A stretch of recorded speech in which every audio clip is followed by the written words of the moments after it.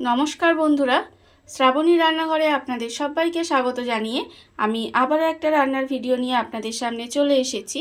আজকের আমি আপনাদের খেসার কড়াই শাক দিয়ে একটা অসাধারণ রেসিপি বানিয়ে দেখাবো। আশা করি আপনাদের ভালো লাগবে। তার জন্য কিন্তু আমার পুরো ভিডিওটা আপনাদের দেখতে হবে। আর দেখা শুরু করার আগে একটা লাইক দেবেন আর সুন্দর একটা কমেন্ট করতে কিন্তু ভুলবেন না।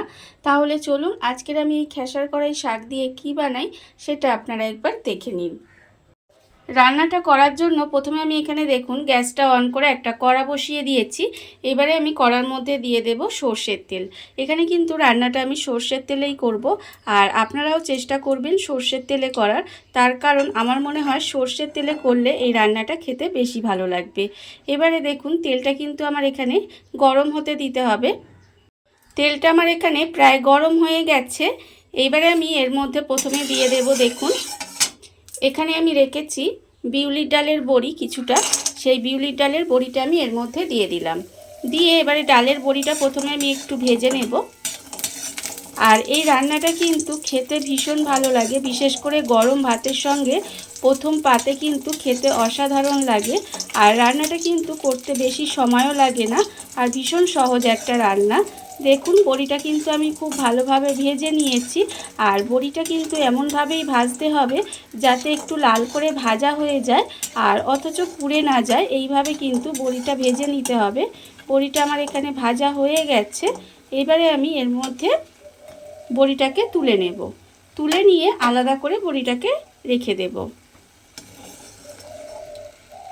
দেখুন বড়িটাকে কিন্তু আমি আলাদা করে রেখে দেব। বড়িটা আমি এখানে আলাদা করে ভেজে তুলে রেখেছি। এবারে ওই বড়ি ভাজার তেলের মধ্যে আমি দিয়ে দেব বেগুন।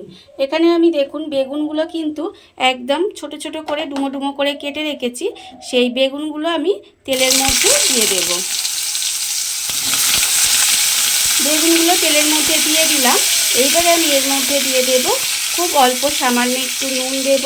দিয়ে বেগুনগুলোকে ভেজে নিতে হবে। বেগুনগুলো কিন্তু এইভাবে একটু লাল করে ভেজে নেব।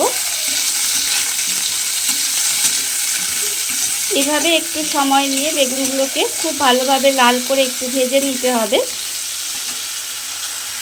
বেগুনগুলো আমার এখানে দেখুন লাল করে ভাজা হয়ে গেছে। এবারে আমি বেগুনগুলোকে কিন্তু তুলে নেব। এইভাবে বেগুনগুলোকে তুলে আলাদা করে রেখে দিতে হবে।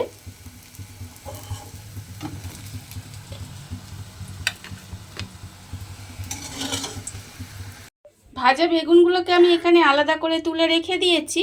আর আবারও কিন্তু কড়াই 2 চামচ মতো সর্ষের তেল দিয়ে দিয়েছি। এবারে তেলের মধ্যে প্রথমে দেব একটা শুকনো লঙ্কা আর অল্প একটু পাঁচফোড়ন দেব। ফোড়নে দিয়ে ফোড়নটা একটু ভাজা ভাজা মতো করে নেব। যখন দেখব ফোড়নটা ভাজা ভাজা মতো হয়ে গেছে তখন কিন্তু আমি এর মধ্যে দিয়ে দেব যে কড়াই শাকগুলো আমি এখানে ধুয়ে বেছে পরিষ্কার করে রেখে দিয়েছিলাম। সেই কড়াই শাকগুলো কিন্তু আমি এর মধ্যে দিয়ে দেব। সমস্ত কড়াই শাকগুলো কিন্তু আমাকে এর মধ্যে দিয়ে দিতে হবে। কড়াইয়ের মধ্যে আমি সমস্ত কড়াই শাকগুলো দিয়ে দিয়েছি, মানে খেসার কড়াই শাকগুলো দিয়ে দিয়েছি। এবারে শাকগুলোকে এইভাবে একটু উল্টে পাল্টে নেব। দেখুন এইভাবে কিন্তু একটু উল্টে পাল্টে নিতে হবে। আমি আজকে এটা কি রান্না করছি বলুন তো? আমি রান্না করছি এটা বড়ি বেগুন দিয়ে কড়াই শাকটা ভাজা করছি। এইভাবে একটু কড়াই শাকটা ভাজা করে দেখবেন, খেতে কিন্তু অপূর্ব খেতে হয়। এবারে শাকটা এইভাবে উল্টে পাল্টে দিয়ে একটু ঢাকা দিয়ে এইভাবে 5 মিনিট মতো রান্না হতে দেব। শাকটা ঢাকা দিয়ে আমি দেখুন এইভাবে কিন্তু 4 থেকে 5 মিনিট একটু রান্না হতে দিয়েছিলাম। এর ফলে কিন্তু শাকটা দেখতেই পাচ্ছেন অনেকটা কমে গেছে। এইবারে আমি এর মধ্যে দিয়ে দেব আন্দাজ মতো নুন। প্রথমে আপনারা নুনটা দেবেন না, কারণ শাকটা কমে যাবে তো নুনের আন্দাজটা বোঝা যায় না। সেই জন্য আমি শাকটা একটু কমে যাবে যখন, তখন এর মধ্যে নুনটা দিয়ে দেব। দিয়ে এবারে খুব ভালোভাবে আবারও মিশিয়ে নেব। খুব ভালোভাবে কিন্তু এটা মিশিয়ে নিতে হবে। মিশিয়ে নিয়ে আবারও কিন্তু ঢাকা দিয়ে 5 মিনিট মতো একটু রান্না হতে দেব। দেখবেন তাহলে কিন্তু শাকটা একেবারে নরম হয়ে যাবে। নুন দিয়ে আমি কিন্তু ঢাকা দিয়ে আরও 5 মিনিট মতো রান্না হতে দিয়েছিলাম। এর ফলে দেখুন শাকটা কিন্তু আরও অনেকটা কমে গিয়ে শাকটা একেবারে নরম হয়ে গেছে, মানে শাকটা সেদ্ধ হয়ে গেছে। দেখুন এইভাবে এবারে আমি একটু নেড়ে নেব। নেড়ে নিয়ে আমি এর মধ্যে দিয়ে দেব ভাজা বেগুনগুলো। এখানে আমি যে বেগুনগুলো আগে থেকে ভেজে রেখেছি সেই ভাজা বেগুনগুলো আমি এর মধ্যে দিয়ে দিলাম।